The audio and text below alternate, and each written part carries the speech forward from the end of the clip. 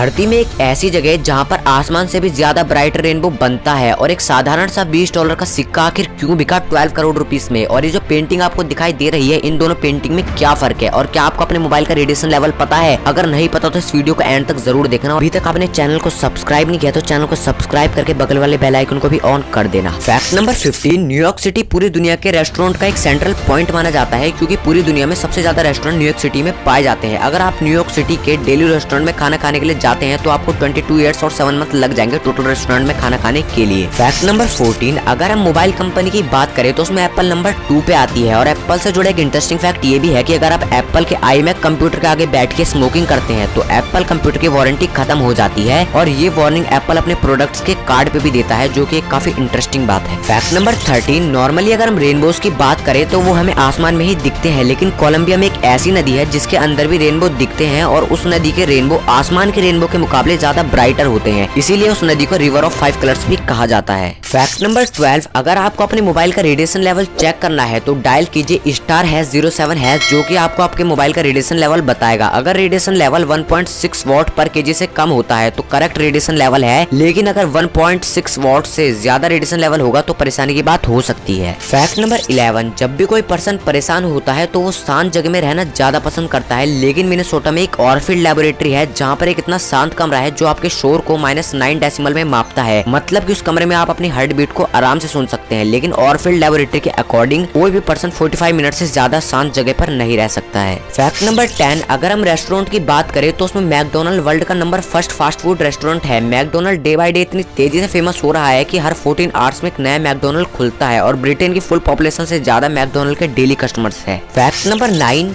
Present time में हर country की government अपनी रोडवेज पर सबसे ज्यादा ध्यान देती है क्योंकि हर कंट्री की रोड्स को देखकर उसकी इकोनॉमिक कंडीशन का पता लगाया जा सकता है। लेकिन नीदरलैंड में गियोथॉर्न एक ऐसा विलेज है जिसके अंदर कोई भी रोड्स नहीं है, केवल नहरें हैं जिसमें लोग नाव के द्वारा आते जाते हैं। फैक्ट नंबर 8, सारा रेगिस्तान के बारे में तो सभी को पता होगा और ये भी पता होगा कि सारा रेगिस्तान में सबसे ज्यादा गर्मी होती है, लेकिन 18 फरवरी 1979 को सारा रेगिस्तान में 30 मिनट के लिए बर्फबारी हुई थी और 2016 को फिर से सारा रेगिस्तान में एक बार बर्फबारी हुई थी, जो कि काफी शॉकिंग बात थी। फैक्ट नंबर 7, एक सर्वे में पता चला था कि हर 42 सेकंड में एक एक्सीडेंट होता है और इन्हीं एक्सीडेंट्स को कम करने के लिए गवर्नमेंट ने स्पीड पर पेनल्टी लगाई है। लेकिन स्वीडन में एक पर्सन था जो 180 किलोमीटर पर आवर की स्पीड में एक कार को चलाता हुआ पकड़ा गया और इसी चक्कर में उस पर्सन को 8,82,33,016 रुपए की पेनल्टी भरनी पड़ी, जो कि अभी तक की सबसे बड़ी पेनल्टी अमाउंट है। फैक्ट नंबर 6, हमारे वर्ल्ड में भ्रष्टाचार एक ऐसा वर्ड है जो कभी भी खत्म नहीं हो सकता और भ्रष्टाचार हर कंट्री में एक अलग लेवल पे होता है। इसीलिए ट्रांसपेरेंसी इंटरनेशनल नामक एक संस्था है जो हर साल सारी कंट्री के भ्रष्टाचार को नापकर एक लिस्ट बनाती है और उस लिस्ट के अकॉर्डिंग सोमालिया पूरी दुनिया का सबसे भ्रष्ट देश माना जाता है।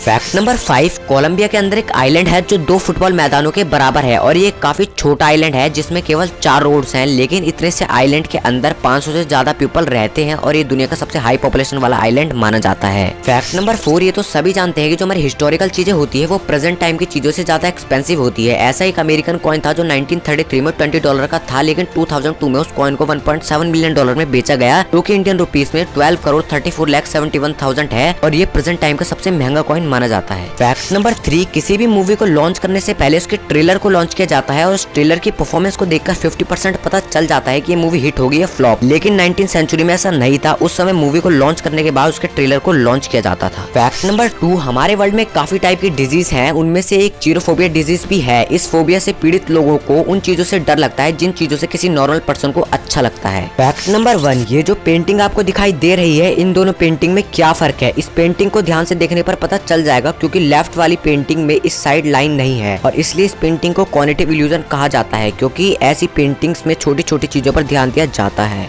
वीडियो अच्छी लगे तो वीडियो को लाइक कर देना और चैनल को सब्सक्राइब करके बगल वाले बेल आइकन को भी ऑन कर देना।